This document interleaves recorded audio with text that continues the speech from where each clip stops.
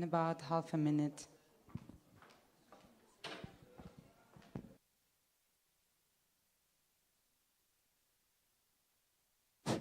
Please take your seats. I'll be closing the door in a couple of seconds.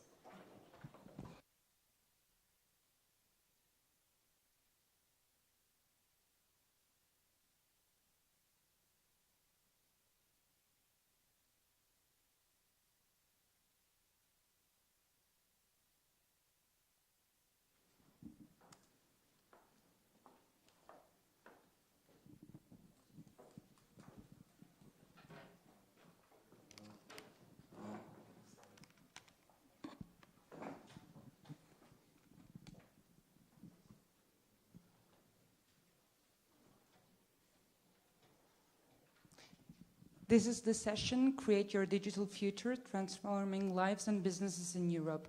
Please, speakers, could you identify yourself? Mr. Boni? Mr. Raoul Echapelier? He's not in the room. So we wait a bit, I think.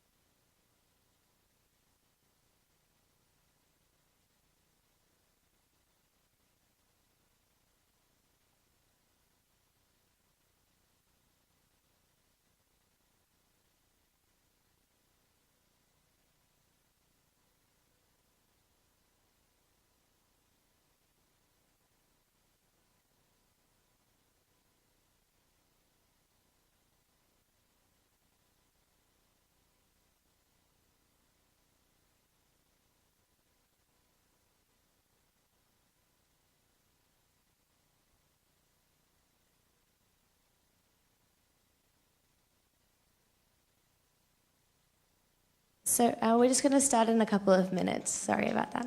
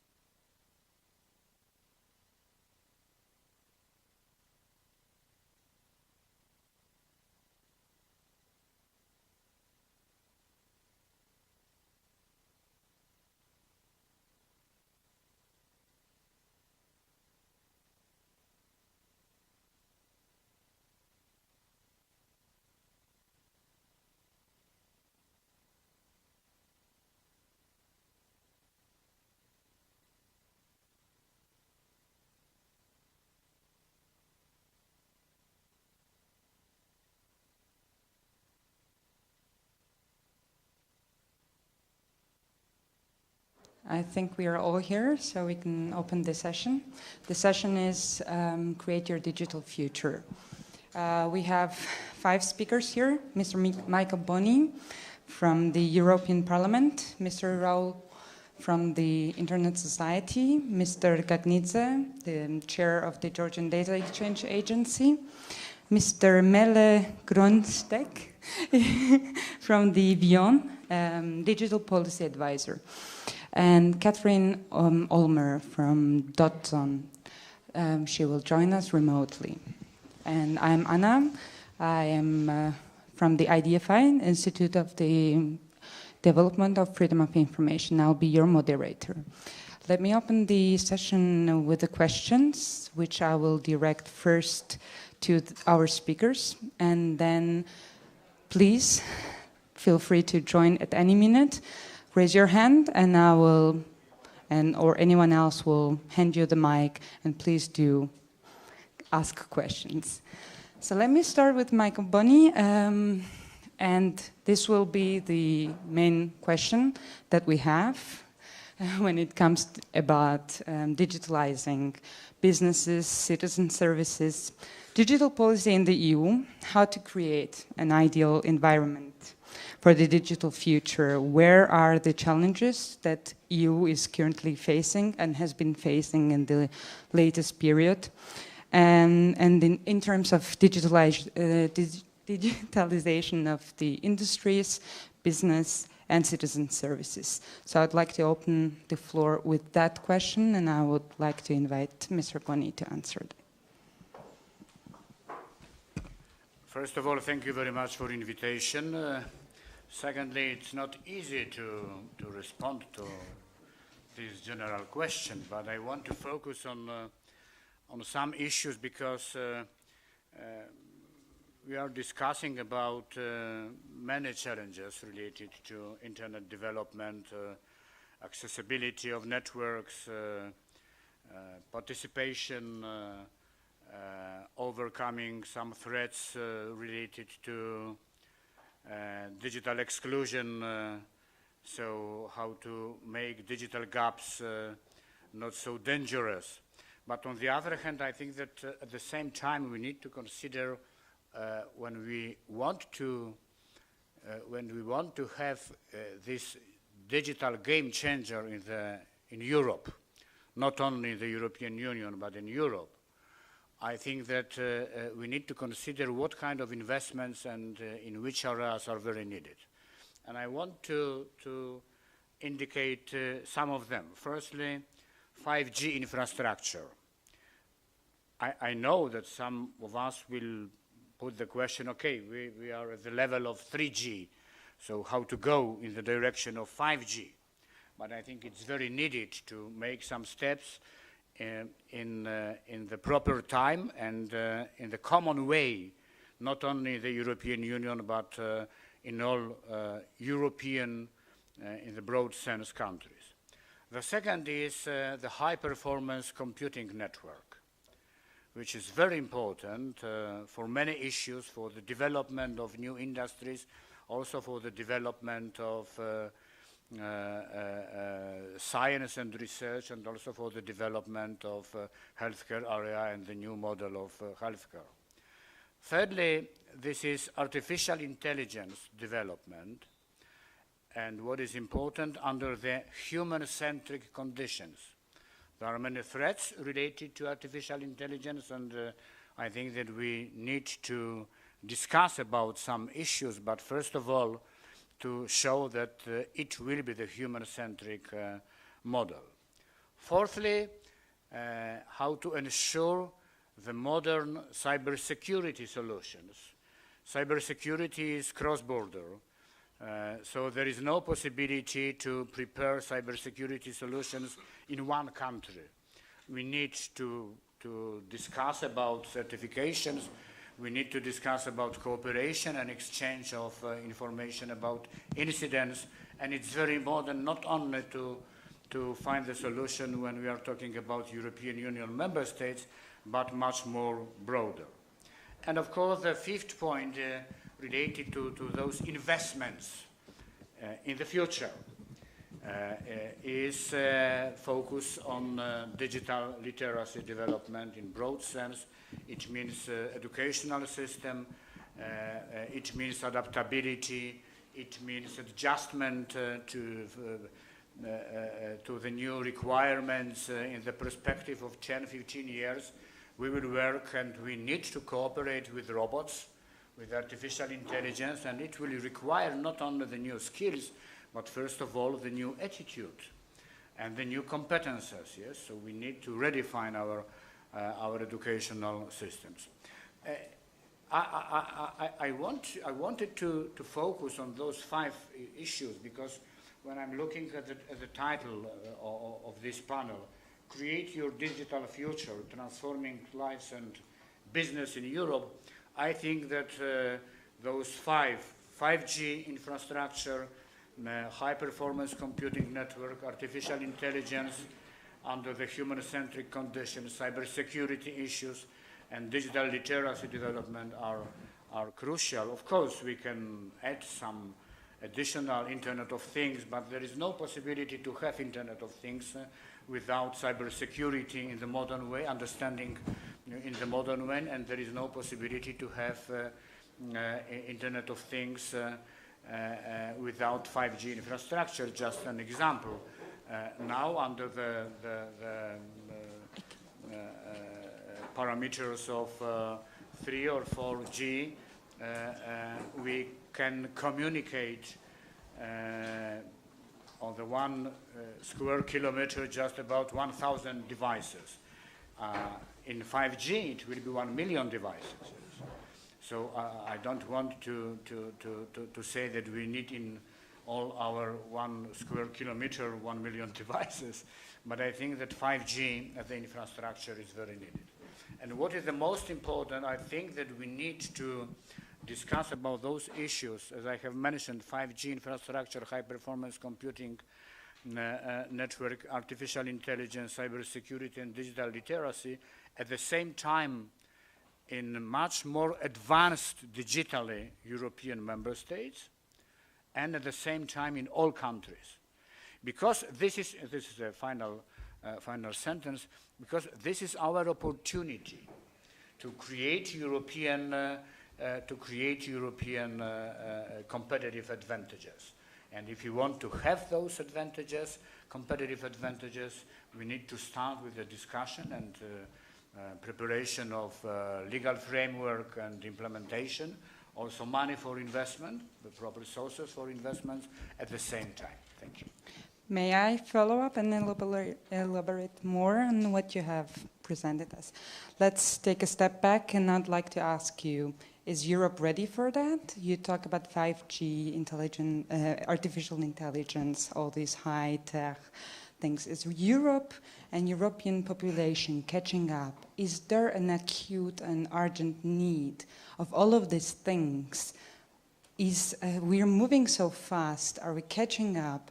Do we need it all? Could you maybe step back a little and let's discuss that shortly? Okay, we can discuss if it is needed or not, but on the other hand, it's developing. So we can stand and create our position as neutral, and we will have some new achievements at the area of artificial intelligence in China, in Japan, in South Korea, in the United States, and in Canada. But if you want not to lag behind, so I think that we need to go forward. But on the other hand, what is the most important? I have mentioned some technical issues, but when I have talked about artificial intelligence, I have said human-centric. So we need to add human-centric to all those areas, because I think that we need to start the debate that we need 5G infrastructure not only because 5G is great. We need to talk about 5G infrastructure starting with analysis of benefits and real advantages to citizens, to users, to consumers. Let's start with the healthcare area. If we will have 5G, it will be possible to join all information done and coming from devices and measuring the state of health, especially important for people with chronic diseases, yes, and give this information to the hospitals. When we will use 5G infrastructure, telemedicine will develop, and I think that we will be much more oriented at prevention in healthcare system and paradigm, not only to react on some diseases. So it will change our life. So I fully agree with the hidden context of your question, that we need to start the debate on how those technical achievements, those new technologies can change our lives. And this is the beginning point, this is the starting point, and I fully agree that we need to discuss about it. And the last point, because there is a problem. Some experts are saying that from 2008, there is a big growth, faster and faster, of technologies. And there is a growing gap between technologies growth and our adaptability as humans. Yes. So we are lagging behind. And of course, we have two possibilities to answer. To say, okay, because we are not ready to be adaptable, so let's stop the development of technologies. Or the other, let's invest in digital literacy and discuss about how to make us much more adaptable to the new requirement. Thank you. And last but not least, and I would kindly ask you to answer it shortly before moving to the next speaker, about the different levels of digitalization in Europe. You and we agree that all of the countries are not on the same level. How do you bridge the gaps? How do you bridge the different levels of the development in its pace? Because every country is different.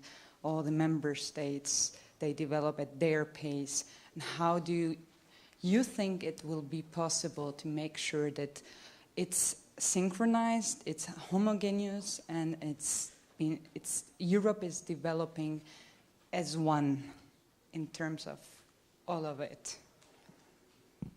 You know, I have presented the view what is needed and how important it is.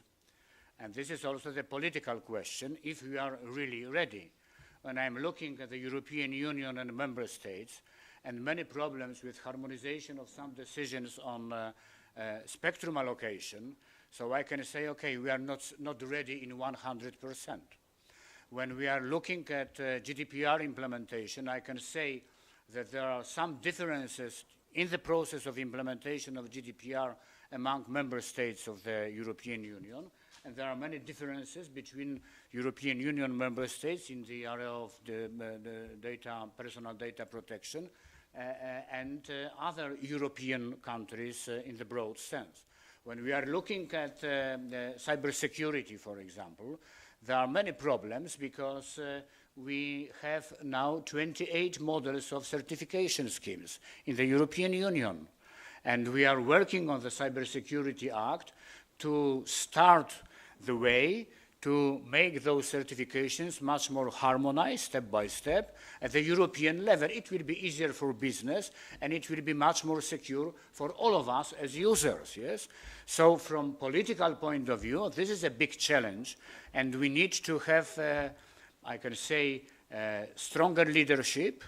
European Commission and European institutions should be much more stronger with their leadership at that area. And of course, we need to talk with member states, with governments, in broad sense of all European countries, how to take digital issues in this new sense on the board and make it priorities, yes? I appreciate all achievements done by Georgia, yes? It was presented today. It doesn't mean that Georgia is the leader. It means that Georgia decided to go this way. And this is one of the fundamental decisions, yes? To understand it's important for politicians, it's important for policymakers, it's important for government to say that digital issues are not one of the 20 priorities, because digital issues are horizontal. If they are horizontal, so they are important for all areas, yes, from farming and precise farming in the future, for example, and much more effective farming, to smart cities and better management of transportation in the cities, and so on and so on. So the final point is push politicians, push political policy makers to understand that this is one of the key issues. Thank you very much. Before moving to the next speaker, I could pick one or two brief questions. You? Yes. Do you have a mic? Then I can lend you mine. Thank you. So you were Dominic Scherer, by the way, from Switzerland. You were talking about human centricity. Does it work? Okay, well, you were talking about human centricity in technology development, and you were talking about how technology can develop for example, healthcare. My question is, like, what do we do about the human rights aspect of this? Like, how do we ensure that this technology is in every aspect to the benefit of humans, also with the restrictions? Like, there's a lot of weak spots with the technology. How can we put in safeguards that we avoid abuse of technology in the various ways that are possible? And how can we actually, what process do we need to come to the solutions that we need? Because I don't think any solutions have been presented so far. First of all, I think that it's important for all of us to understand how important the GDPR implementation is. But it's not the end of the work. It's the beginning of the work. Because we need to use GDPR, General Data Protection Regulation implementation, as a possibility to raise the awareness of all problems related to privacy protection. Privacy protection is our right. And we need to discuss about this issue in terms of rights, of our rights, human rights, citizens' rights, users' rights, and so on. It's very important to take it and understand in this way. The same situation is when we are talking about cybersecurity. It's also our right to be secured. So we need to find all solutions. We need to raise the awareness of all problems related to cybersecurity. We need to create the background for sharing responsibility. It is starting from individuals.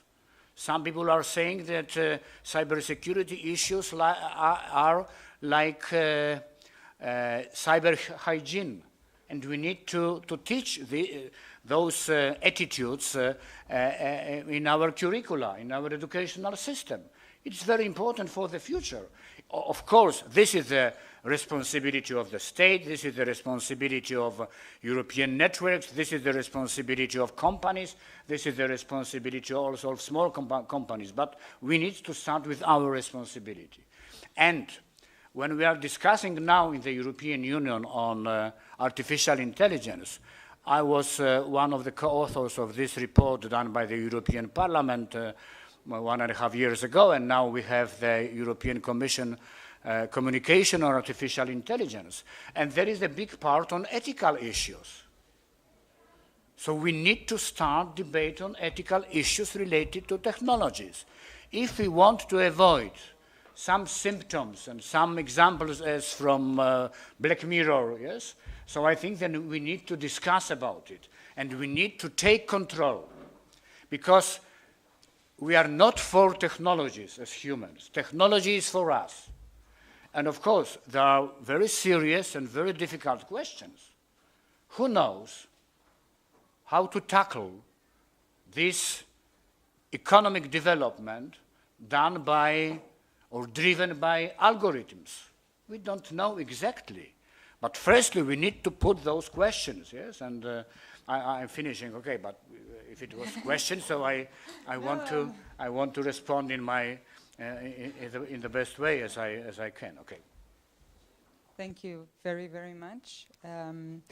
Talking about the governments, let me move to Mr. Nikolaos Kagnidze, the head of the Data Exchange Agency. And let's talk about the role of the national governments. How do you create, enable, and promote an innovative culture of digital services, citizen services, e-governance, and an overview of our Georgian practice? And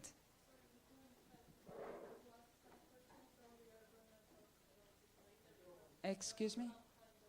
You have a mic in front of yourself. Yeah, I have, but there was a man who was, he has a question. I also want to ask something. Good. If we have Save the possible questions. Don't okay, forget it. first, I'll come to you and to no, you. it was yours. Okay, thank you very much for your presentation. I'm very interested in, there was kind of five main topic, and from the very beginning you start with the 5G infrastructure.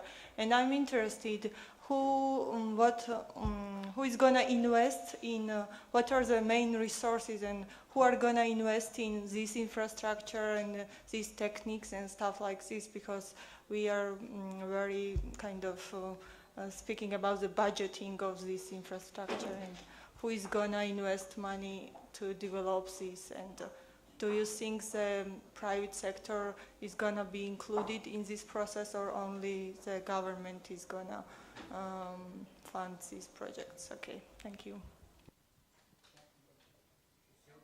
Any speaker who wants to, yes, but Because I can respond after all presentations. Depends on your decision. go ahead. I'm sure. Just very briefly, you know, this is a common effort. So I think that when we are starting with benefits for users and consumers and citizens, we also should show the benefits for business in the long-term perspective. And I think that business should invest. And it should be profitable in the long perspective, yes? You know, some analyses are showing that we need just about 600 billions of euro to invest in 5G all over the Europe. And there is a possibility to take 10%, 60 billions of euro from the European funds, from public funds as European. And of course, in some countries, I think that public authorities also will participate, but it should be as a business challenge. On the other hand, we need to create the proper, friendly business environment for those kind of investments, for co-investments, for longer licenses, and so on and so on. So we need to create the proper framework for this. And of course, for all those issues we will have in the future budget of the European Union, some money, and I think that for research area, which is close to those activities and measures, so we will have the big portion of money on the digital issues, and I think that we need to use those money properly. Very briefly after that,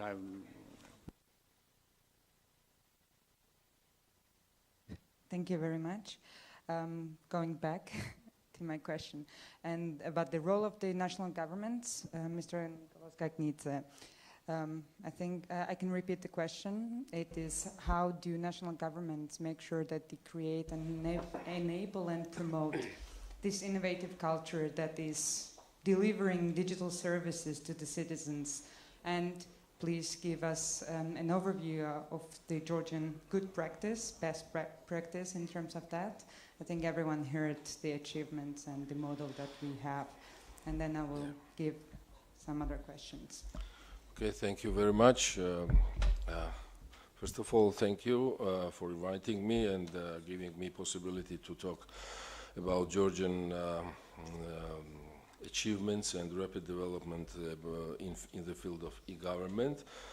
In 21st century, where ICT and technological development impacts on a full range of human activity and become one of the main enabler of society development, e-governance is regarded as the ICT-enabled route to achieving good governance, and since it integrates people, processes, information, and technology. Generally, the role of government in e-government development and promoting e-services to citizens and businesses is very critical, because government has to think about how to make the environment user-friendly, how to think about user-centricity, citizen-centricity, central services, how to develop portals, one-stop shop portal, for example, where every service will be accessible for citizens and for businesses, and so on and so on. How to think about cybersecurity also, which is very important in our lives day by day. This is important not only using e-services, but also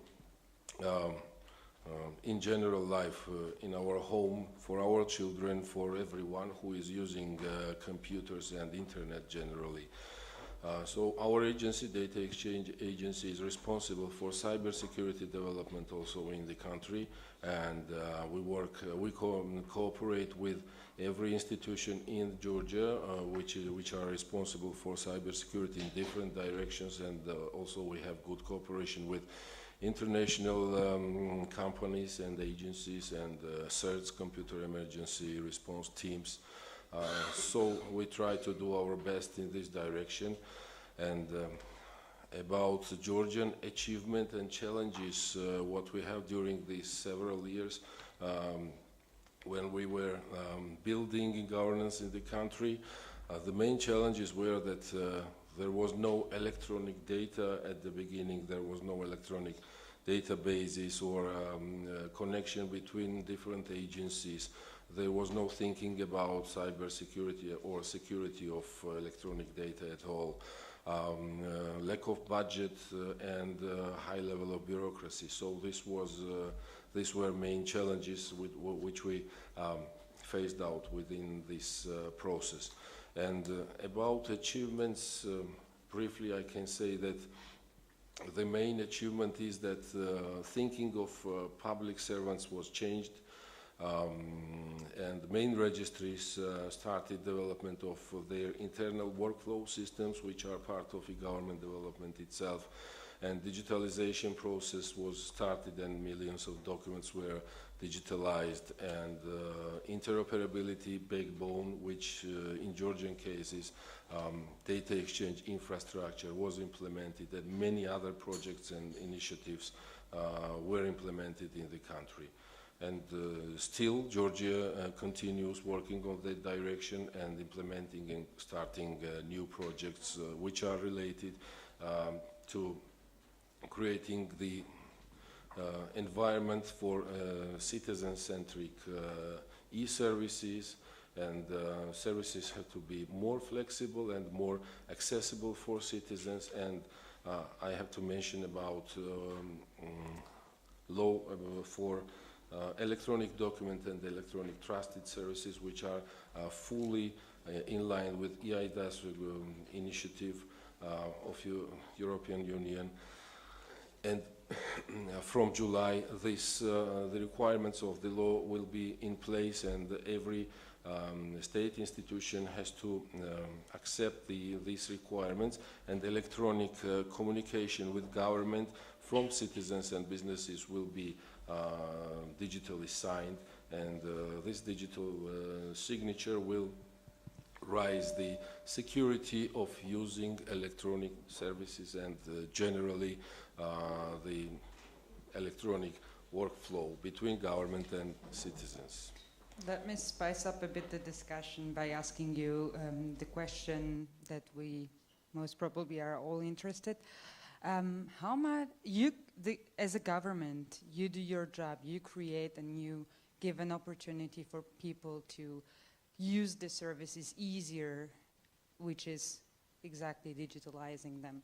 But how many people do actually use it? What's the level of the utilization of those services that we talk about, that we say we have to create, that we have to promote? What's the level? And if the level comes out to be low, could you elaborate on why it is so? What is the cause? So, Okay, let me answer. I can say that the take-up of e-services in Georgia is not so high because there are no many interactive electronic services developed still. There are not of many services, but we work on that direction, and one of our responsibilities is to create one-stop shop portal, which is the name is MyGovG. This is citizens portal as well as legal entities portal, where they can use electronic services provided by state institutions. This portal is operating from 2012. Till now, there are about 60 electronic services, most of all which are informational.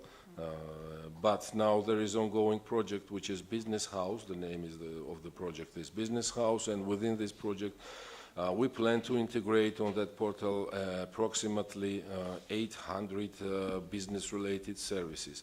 But within this process, of course, most services will be related for citizens also. And we hope that this, at the end of this project, when many services will be applicable and accessible for citizens, the take-up of those services will be much more higher. I can say that MyGovG now has approximately 100,000 users. Yes, but most of them are registered by username and password, security of which is not so high, but there is possibility to register using electronic identity card, using the certificate of that card, and also there are services which requires usage of electronic signature, of course. And from the July, there will be mandatory to submit application to state institutions, and this application must be signed digitally by this qualified electronic signature. do you personally think that one of the causes that the level is lower than expected, and in terms of the balance of the effort you're putting and the level of the usage, digital literacy, could that be the cause of the answer that you gave about the number or about the usage? Could that be the cause of the problem, that the usage is so low in terms of the country level? Yeah. I mean, there was one survey done by USAID in 2016 about internet usage in Georgia, and in comparing with the European Union the same figures, usage of internet in Georgia is quite high.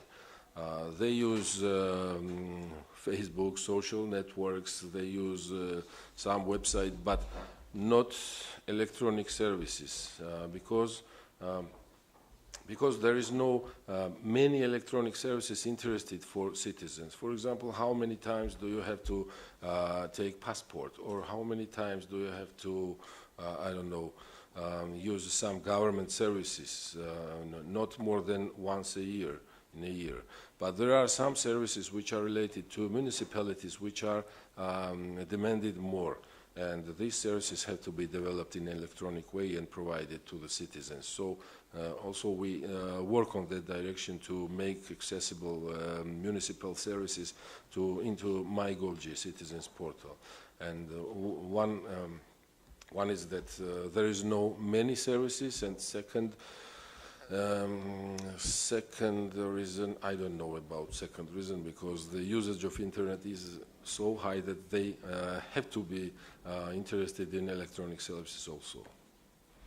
I think you tackled many, many important issues, and I would be very happy to see hands here. Go ahead. But wait, you've been already, so I will give the opportunity to the lady there. Hello, I'm just going to pass on a message from one of our online Yes. participants. So one question she has is, so Good access will mean good human-to-computer interaction interfaces to meet individual users' ICT experience level. How should we go about setting common standards to enable this access? And that is from Amalie de Silva. Shall we repeat the question? Or is it okay to go?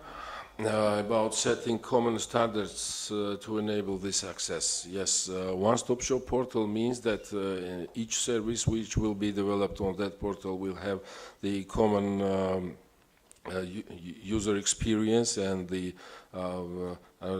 design also will be the same, and so this standard will be set it up on that portal. But as for different state institutions' web pages where services are provided also, we don't have yet any standard that they have to accept, but we think about to make this service delivery standard. This is ongoing process also, and very soon we will have this standard, and each institution have to accept this standard. And also for municipalities also we are doing the same, and I hope that in near future we will have this kind of regulation. Another question was over there, I think. The lady in the white shirt. Question is different anyway. I'm not gonna repeat the first question. Question is different. Thank you very much for the information. And I want to ask you a question related to the, you said that MyGovG was launched in 2012 and there is kind of 100 users already registered, yeah? 100,000. Yeah, 100,000 users. Yeah, my question is related to, you said that in July it will be mandatory electronic signature for the requesting some information for I don't know, maybe any information, and how it's possible, because you have kind of very low usage, because I think that it's not a coverage of whole population, and therefore you are saying that people are using internet frequently, and there was kind of research and statistics that the Georgian population using internet very easily, and that's not, I still see the problem how it's possible to cover all of the citizens, because from 2012 and 100,000 users is not a kind of very big amount of people. Okay, thank you for the question.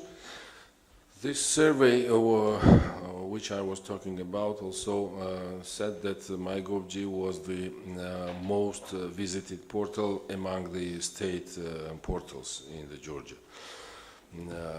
And the reason of low amount of users on MyGovG is that there are no many usable services, electronic services for citizens. But we are working that we will have many services for which are interested for citizens, and the frequency of those of usage, those services are high, and we think that these services will be demanded from citizens' side. But using electronic signature, of course, this is the additional work that citizens have to do during the service using, but this is high security tool which have to be implemented, and this is regulation of every European Union, and each European member state have to implement this regulation, and Georgia also will to implement this regulation in its country, and to provide citizens with more security and make this portal more securable for threats. And each citizen who wants to communicate with government electronically and provide some documents, and this document have to be signed generally by the law, this signature have to be electronic. That's the requirement of the law. But if you want to see some information about you without providing some application, this will not require the digital signature, of course. but each application, for example, you would like to get some abstract about your real estate or about a legal entity, then you have to sign the application digitally, and afterwards the digitally signed abstract will come to you in an electronic way. I have two more questions for you. One is from the remote participation. She was asking a clarification, and another over there. Do you mind if I give a floor to? Yes. So the clarification was actually from my side, not from her side. Okay. So the question was, what is the role of non-profits in education of citizens in regards to accessing the internet and online services? And let me pick up this second question, and maybe Mr. Gagnidze can tackle them together.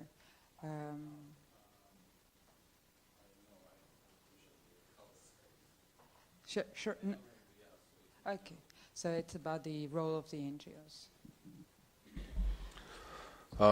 The non-profit organizations have also quite interesting role in educating citizens, because they can find fundings, and they can provide some training courses, or they can provide some awareness campaigns. We, governmental institutions, cooperate with non-profit organizations very well. For example, IDFI is one of them, and with IDFI we've done some joint projects, and I think that non-profit organizations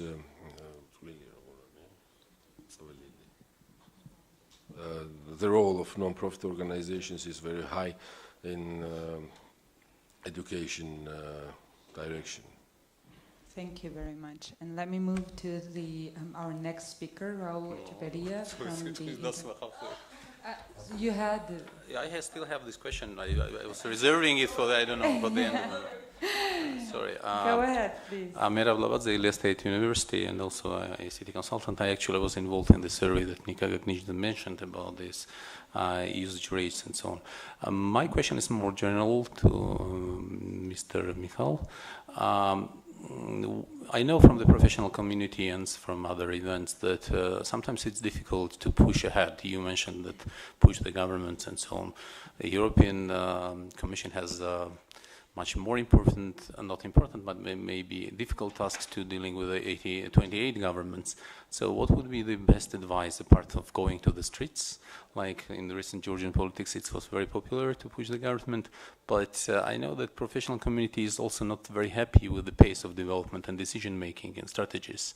And so I think this kind of forums, one of the tasks of them is somehow to set the agenda, set the hot topics, and somehow to transfer it to the decision makers and to make them be implemented. So what would be the best tool, advice, or how professional community with NGOs and these kind of forums can really push the governments to take decisions rather than to think for long, and then time passes and technology especially changes, and so on, more new questions arise. Thank you. Thank you very much for the question. You know, I think that we don't need to go to the streets, but of course, when I'm defending in my country, I'm from Poland, the independence of judiciary system, I'm going to the streets with my colleagues from civil society organizations. And if we will have the situation in which the government, the authorities, every kind of authorities will attack our rights in the internet, I think that we need to use our citizens' tools to fight for the internet as an area for freedom. I think it's very, very important, yes. But on the other hand, I think that now in many situations we have many possibilities to push governments, showing them the benefits and organizing some conferences, reports, discussions, debates, involving people and showing how important it is. And I think that what is also important that when we are discussing generally in the European Union or in individual particular member states about the strategy for development, sustainable and resilient development. When we are using the expression resilient development, it's much more closer to the digital issues, yes? Cybersecurity, but not only cybersecurity. So I think that we need to push our governments and to expect as citizens and many organizations that digital issues are the priorities. So this is the democratic way, yes? And I think that this is the only way, but if authorities will attack our rights, of course, this is another and different area. But I'm the old man, yes, and I'm involved in politics through many years, from solidarity movement in 80s to government after transformation. So I know that it is not so easy because there is no common understanding of digital issues in the European Union. No, in some areas there is a common understanding. In some, this is a battle, yes. So I think that we need to have stronger leadership at the European level, focus on digital issues. And it was done during this term. It was the better term when we are looking at digital achievements, but it should be better in the next term. So now in the European Parliament, we are working on some kind of legacy for the next term, next Commission, next Parliament, and I think it should be a very strong message. And I think that EuroDiG should have also its own legacy to our digital issues, yes, for the future. It should be written and it should be presented just before elections to the European Parliament and after that establishing the future Commission. It's crucial. Thank you. Any more questions? Raise your hand so that I can see you clearly. No hands. May I? So, talking about and coming from the European to the national countries and now going to the very, very global view and what we are so passionate to defend, the global internet. And I'd like to invite Mr. Raul from Internet Society to talk about the role of the internet as an enabler for the development in the region through digitalization and how internet enables digital skills, how it impacts the future of jobs and helps the process of digitalization. Let's have an overview of the global movements and processes, what's happening. Thank you very much. You made about, I think, 5 or 6 questions. So, One by one. fortunately, my colleagues who have spoken before me have covered many of the topics, so and very interesting things, by the way. But as Mr. Boni already spoke about, the technology's evolution is creating a lot of disruptions. So it is important to remark that there is no sector in the world, sector of the economy, sector of in terms of human activities that will not be impacted in some way by this disruption. And a few days ago, I was talking with a friend of mine, and it doesn't matter what he does, but he has a profession that when we were talking about those things, he said, "Oh, well, I'm very happy that I work in a profession that will not be impacted by the technology evolution." So I said, "Oh, so I'm very sad to tell you that you are wrong." And very quickly, just based on things that we hear every day, I mentioned 3 or 4 examples on how his profession could be impacted. So we are speaking about an evolution that will happen in a very few years. It's happening. So the CEO of one of the big technology companies, say a couple of weeks ago, speaking about one of their projects, and he said that people think when I speak about those things, people think that I'm speaking about something that will happen in the future, but we will launch those products in 2 years. So and this is what's happening in every human activity. And as has been said before, if we want really to achieve a human-centric approach to this, I would not say to the internet, to the technology evolution in general, we have to ensure that the people will have the appropriate skills to become part of the transformation and not to be killed by the transformation. So first conclusion is that and it's not original what I will say, but the success depends on the ability, on the capacity to adapt quickly.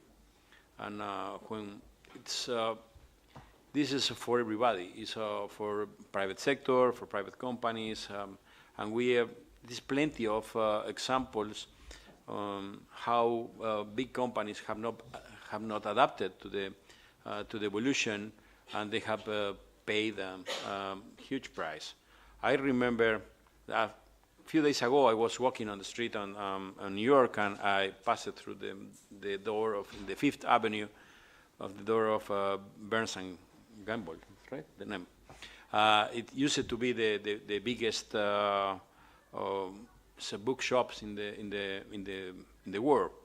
And I remember when Amazon started to operate, that's the CEO of Burns and Gamble was asked about the impact of that Amazon would have in their business, and he said that he was not worried about that.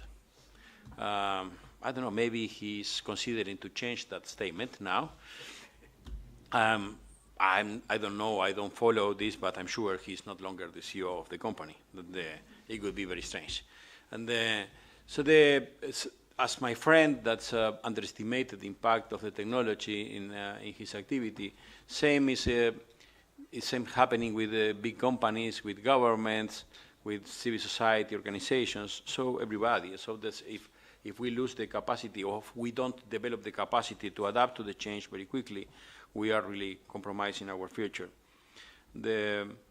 As we have pointed out in our report that we launched last year, Paths to Our Digital Future, and I recommend to read that report because it's a report based on a survey we did around the globe with the participation of, I think, 3,000 people. And so it's a very interesting report. And one of the things that we identify is that there will be a lot of pressure on the societies. Pressure on many aspects. One of the things is, of course, that we are seeing that everybody is worried about the impact of the jobs. And this is the motto of the G7 meeting this year and the G20 meeting this year, and it will be also the main topic, main focus of the International Labour Organization next year as the celebration of the 100th anniversary of the organization. So everybody is worried about this. And there is no doubt that many jobs that we know today will disappear, and as other jobs have disappeared in the past. And but the problem is that there is more uncertainty because the speed of the evolution. So a lot of jobs will disappear and new jobs will be created. Jobs that are related to new activities, but also jobs that are related to new sectors that are growing, because the humans are spending more time, for example, enriching ourselves just in the entertainment. So even the fact that the artificial intelligence or the other components of technology could substitute some of the existing work, there are new things that are happening that will give the opportunity to be involved in. But this, the problem, as I said, is the unknown impact of many of the technologies, blockchain, and as I was talking, I recommend there are a couple of sessions on blockchain tomorrow that I'm sure they will be very interesting. Some of those technologies that are very disruptive. Usually, one thing that happens is that the short-term impact is overestimated, and so the 2-3 years ago, many people was anticipating that blockchain would change everything very quickly. And it didn't happen because we overestimate usually the impact in the short term, but at the same time, we underestimate the long-term impact of the most disruptive technologies. And the impact of blockchain will be huge. And some things that currently activities that are run by institutions with hundreds or thousands of employees probably will be solved through very simple applications using blockchain. So there is a lot of uncertainty, not only with blockchain, with artificial intelligence and others. And there is a risk, and this is a not minor risk, that some of the new technologies or coming technologies will bring and close the risk of increasing the gap of opportunities that we are talking about, the gap between the people that have access to the technologies and people who don't. We are talking very much about 5G, but the motto of the Mobile World Conference this year was, I think that it was creating a better future. And I was there when I saw all the demonstrations of the new technologies. There is no doubt that the future is brilliant. All the things that we can have access to in the future is great. The things but we have to work in ensuring that those things will be available for everybody, and not only for people living in the most populated places, in the most developed countries.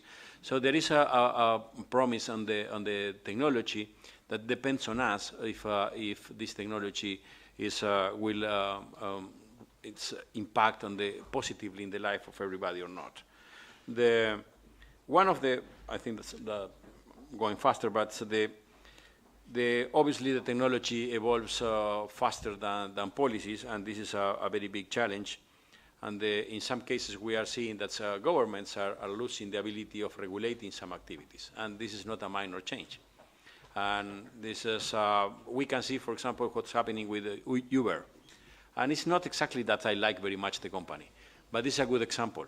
And while many governments or many countries or several countries, for not saying many, are still blocking the traffic to Uber or forbidding prohibiting the Uber to act in their countries, at the same time, Uber is announcing that they will launch the air taxis in less than 5 years. They are speaking about 3-4 years. And they are organizing a contest now for the design of the skyports. That is the kind of station that they will use for exchanging the traffic. So look at the irony on this. While some of the governments are still trying to block the evolution in this area, the company is increasing the disruption. So this is and this is one of the challenges that the governments have to understand, that the innovation is also needed at the level of public policy. So it's not only the innovation in the private sector. We need innovation in policy matters and in governance too. This is not a minor thing. So just finishing, one thing that should worry us is that the countries that I don't think that there is room in the future for everybody to win.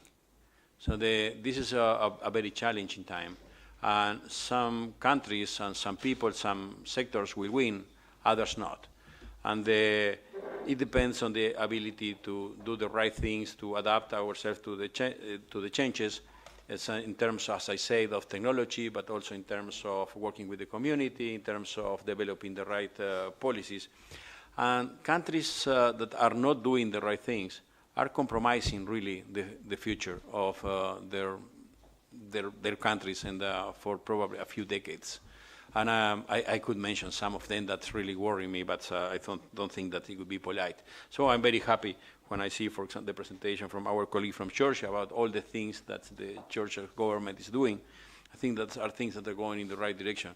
But everything we can do will never be enough. This is really the challenging thing. So thus we have to adapt ourselves, create the right environments without killing the innovation, being very careful that we promote the innovation, of course taking care of the human rights and as the question that was made before and other things, but it requires a new mindset to face the challenges that we have in front of us. Thank you. If anyone has any questions. Yes, please. I'm not sure how to phrase this question because it always goes back to what you are saying, and it is linked to skills and to digital education. Sorry, yeah, Veronica from Digital Citizens Romania. I think I'm concerned with digital matters. The question would be, is digital education a political priority or is something on the side? Because I will have the comment which says basically, regardless of the connectivity, and I come from a country which is a leader in terms of very fast connectivity, but it's useless for the citizens and for the companies themselves. In the EU, less than 20% of the companies sell online. Less than 10% sell across the border online. So is it a digital priority? Can it be made a political priority? And how can we make it? Because it's always revolving around the same question. It should be. That's, I think that's the governments really prioritize this. The question is if they do that in the right manner. And I will, to not embarrass any specific country in Europe, I will speak about my country. I'm from Uruguay, from South America. And it's a country that is very famous for having a very high level of education. But this is something that we achieved in the last century. And now we are facing the challenge of how to keep this high standard in education in a very different environment, and it's really being a challenge. And every government, when they assume, they say that education is the main priority for them. But they are stuck at discussing things about the past. So when they think that they have something new, the next they think that they have something for about the next step for the education system, the reality changed. So they are failing in how to anticipate the needs in this area. So I think that it's not that they don't prioritize the topic. I think that this is a public priority. I think that we have to help, and I will repeat myself on this, but we talk all the time about collaborative governance and multi-stakeholder models, and it looks like we are just repeating something that is empty of content. But this is all the opposite. I think that's the governments have to understand that the challenges are huge, and so the only way to really face the challenges is to appealing to all the expertise and experience and wisdom that is spread across the society. It's the only way that we really can get all the energies we need for making changes. And I think that this area that you mentioned is one example of how that we need more perspectives and expertise from different sectors for being successful. Thank you very much. If we do not have any further questions, I will continue. No? Yeah, thank you, Raul. It was a very, very good overview, so that even I don't have any question.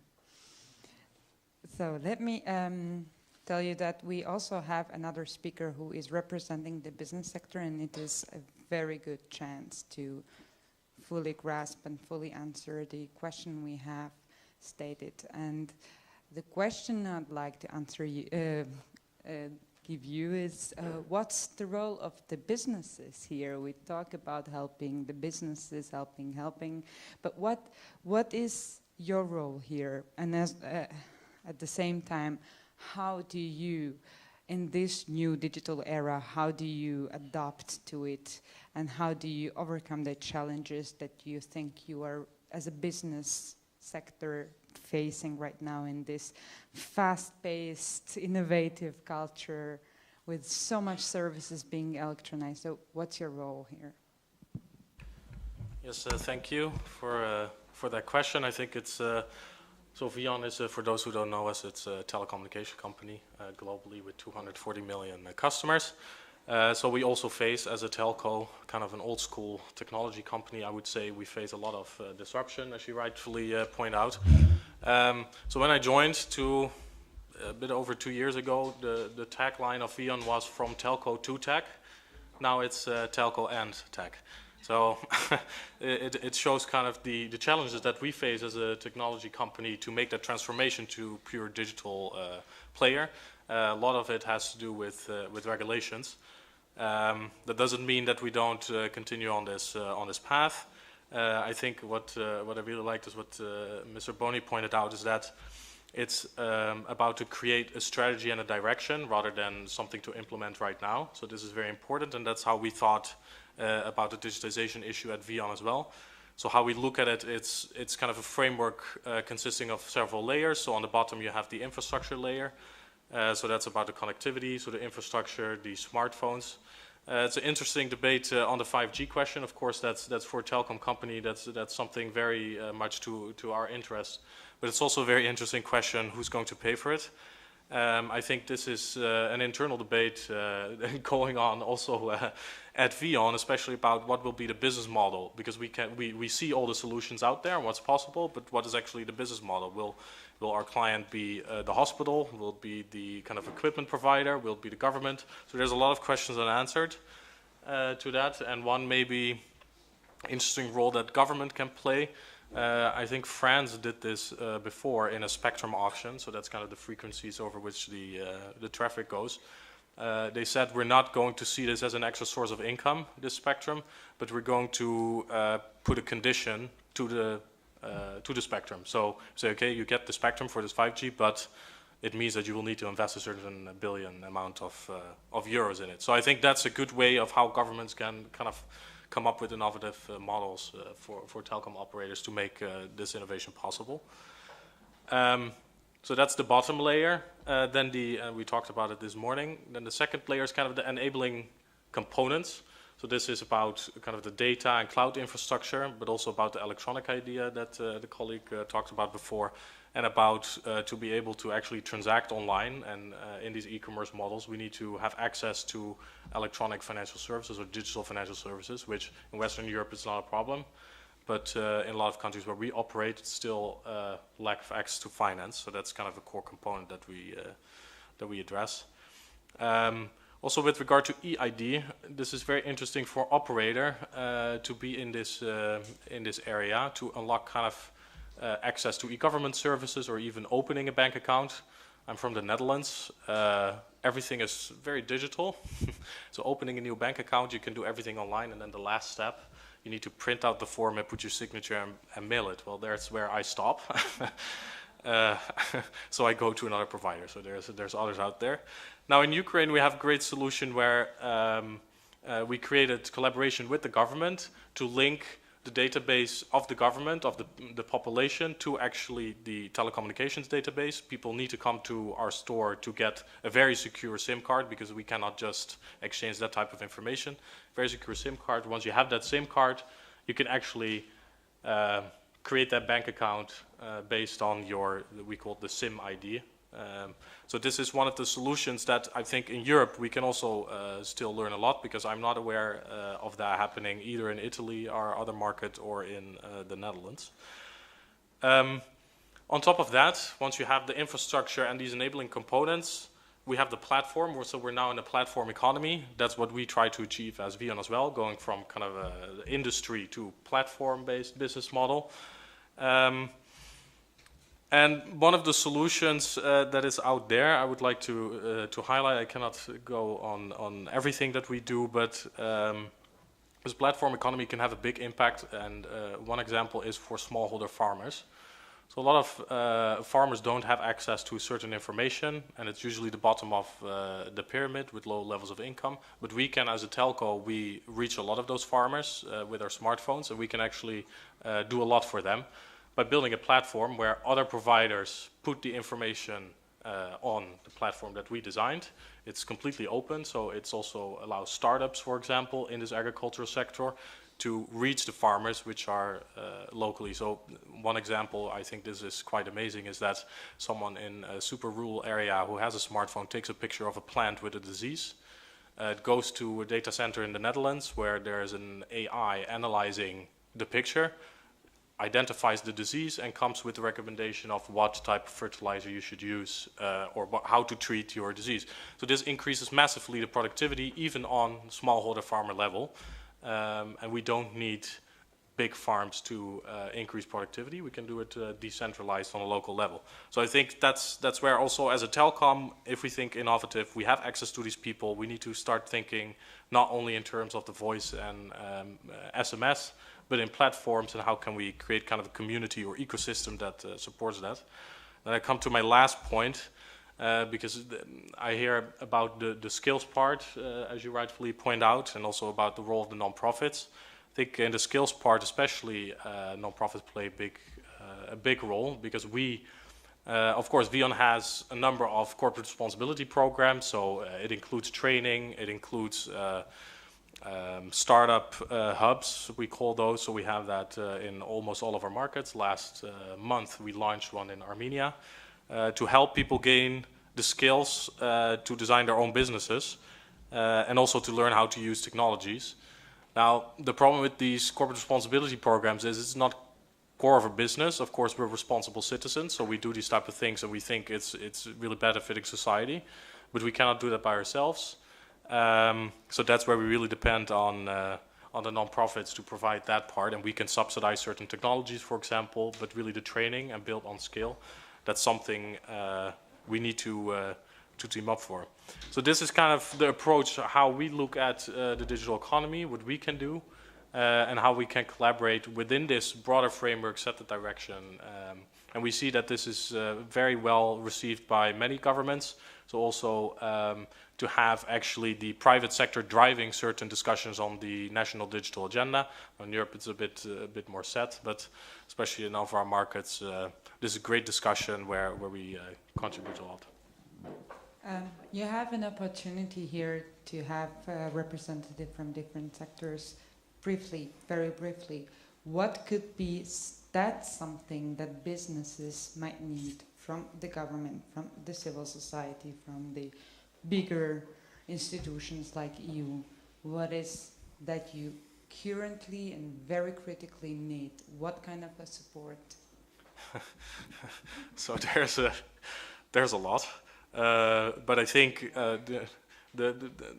okay, it's maybe open door and a bit too generic, but kind of facilitative regulation that allows not only the OTT players of this world to innovate, but also the telecoms. That's kind of a key component. It's a bit of an old debate, but I think that's still there. And then from the broader community, so we engage with a lot of international organizations, which is great to continuously look for new solutions. I think that comes to my last point. So we had a great project, for example, in Algeria, where we wanted to make SMEs use digital technologies more, and also make them allow them to transact online, or at least electronically, because that didn't happen that much. So we partnered together with the government of Algeria. It was us and with GIZ, so it's a German development organization.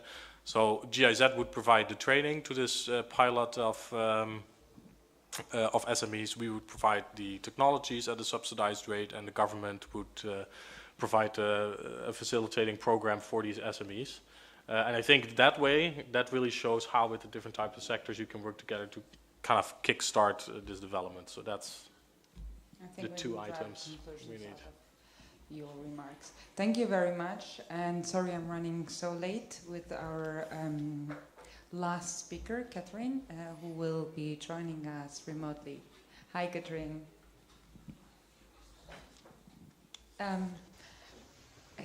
Wait a second, I think we don't have an audio yet.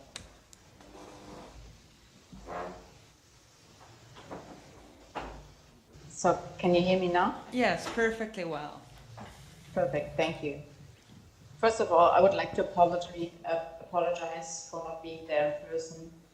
And my presentation is about some examples, some real-world examples, which are not only within the EU, but some also out of the EU. So let me start with why should we do that at all, and where do we need to improve,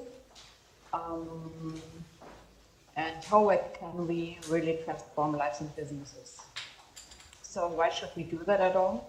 So .Zone is consultancy working with city governments, and what we often hear is that the cities the citizens want to engage with their city administration and have a say and want to shape the city to the better, because usually citizens know much better what's in the area and what's going wrong, so where there's room for improvement.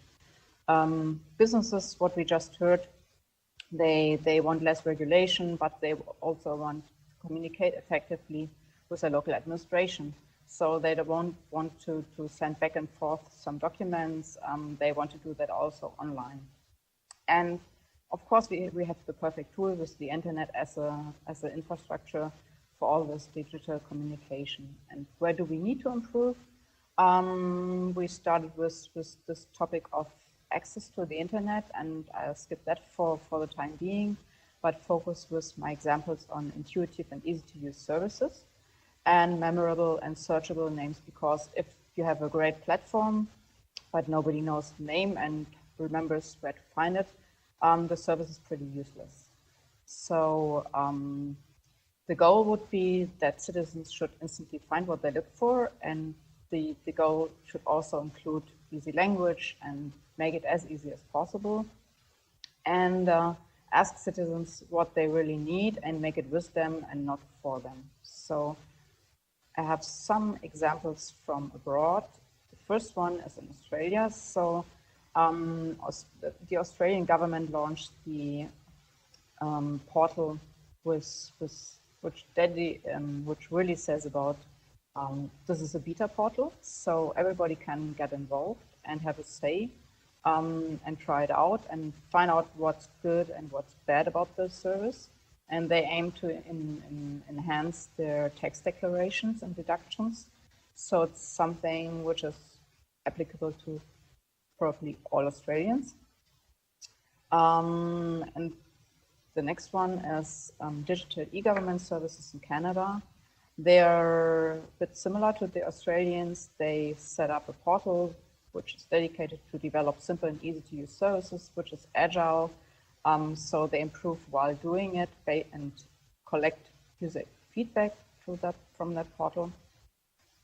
Another example is healthcare in Denmark, where the Danish government asks patients for their feedback on services. So the Danes, they are expected to choose their doctor online and choose their hospital and give feedback about certain data.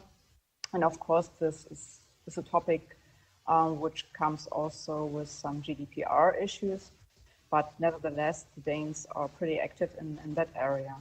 Another example is the participation in North Rhine-Westphalia, where citizens participate in e-government projects which are published under open.nrw, which is the abbreviation for North Rhine-Westphalia, where you can check in which area certain projects are and get involved and have a say. So this was more about how to get involved. And the second set of examples is about the easy access. So what we did here in Berlin was, together with the ECO Association, is a study which address should be used if you want to set up e-government structures, administrative portals, and so on. So the question has been, which address is perfect for the Lost and Found office in Berlin? And most people who answered this question said Lost and Found Berlin would be awesome, versus berlin.de, which is the public city portal / Lost and Found, and only 1.4% said the current version, which you can see is pretty long and not really findable, should remain. And based on this, I give you some examples where cities and regions improved on the searchability and findability. The first one is Freistaat.Bayern, which is the main central e-government portal for Bavaria in Germany, where you can get your Bayern ID, the local ID for getting all your e-government services and much more. The second one is about the police in Berlin. They found out that most barriers are where do I find a police office and where how do I call them, or what's the address? So they set up this Da für dich, which means they are for you, .Berlin portal, where you can pretty easily navigate to all the different areas in Berlin and find out where the police station where you want to address something in your area is based and how you can reach them. Finally, if you want to get registered in Berlin, there's a new platform called EuroDiG, means get registered, .Berlin, with some pretty neat graphics asking people who move to Berlin get registered, and this is also pretty easy to understand and doesn't come with a long name. So these were my examples, finally. Thanks for your attention. Thank you, Catherine. Thank you so much. I think we can pick up a couple of questions before our rapporteur will present the main points. So raise your hand if that is more or less the last minute. Go. My question is concerning the uptake.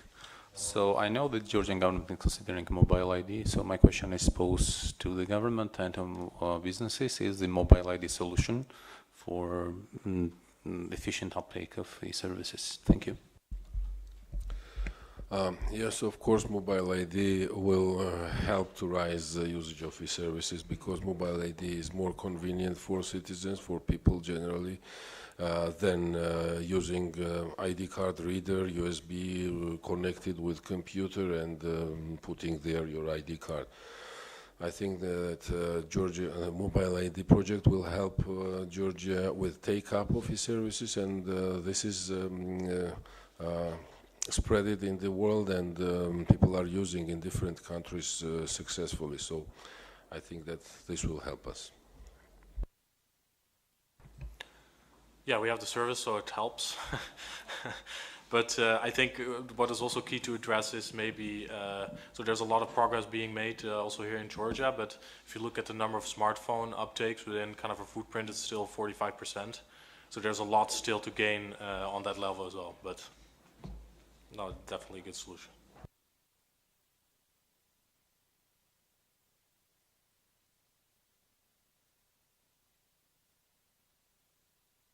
Thank you. We have one more question here. Do you want to use mine? Just use this one. Hello, Claudia Scandal, EuroDiG fellow. So my question is like bringing up these IDs. I was wondering, is there any plans to make them a bit more pan-European? Like in my generation, we move around all the time. It's a hassle to have to get a new phone number, a new ID. I know that I don't like changing phone numbers when I move, especially now we've got data, but you can't use most of these. Like I was living in Estonia, but you couldn't sign up with a foreign phone number for these services. So you think, okay, do we need to keep changing phone numbers and really uprooting everything every time we move? Is there a way to kind of make this kind of a bit more flexible, a bit more easy to kind of take with you and use these services in different countries as well? Thank you. Yeah, it's an interesting question, because that's something we were kind of debating in this difference in the competition between kind of, if you're on WhatsApp or Facebook, you just, no matter where you are, you never need to change. But with the numbers, it's not possible because of the regulation. So would be nice to see, but also how that would work out. There's a lot, like mobile number portability. It requires a lot of investments from operators. So we see that implement usually. So in Europe, it's kind of a standard. But I think that would require a lot of investments, because that would mean you need to set up the data centers in different countries between the different operators, etc. So I'm not sure how fast that would be realized, but it's a good idea. Sure. If I properly remember, there is a new solution presented by the Commission in April, and there will be some requirements related to the new identification model. So it will be much more similar than it exists now. And on the other hand, we need to remember about EID, as you have mentioned it, which is also creating the common framework, yes, for European recognition, if I can say. And I think that we are going step by step in this direction. It's not so easy because there are some national member states requirements related to some issues, but I think that in the future, step by step, we need to go. If we will have, for example, the common certifications on cybersecurity, it will be easier, yes, because we will use the same certifications. It will have interoperability in all, in the full implementation in all member states. It also will be easier, and I think that in many areas it's going in this direction. For example, to 2020, we need to have e-prescription model with the possibilities to recognize in all countries. So I think step by step, but we are different states, and we need to remember that states also could have different requirements when we are talking about identification and security. Yeah. Any other speaker wanted to answer the question?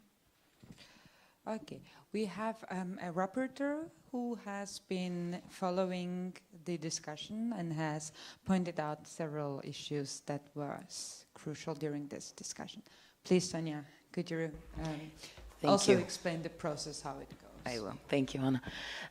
So for each session this year, we're creating 3 to 5 key messages, and they will be included in the annual report and the general EuroDiG messages. The most important point is, from this point, it's not a debate. We're not going to debate the messages, but whether everyone agrees or not, and if any of them aren't agreed by majority, they will be taken out from the session's key messages.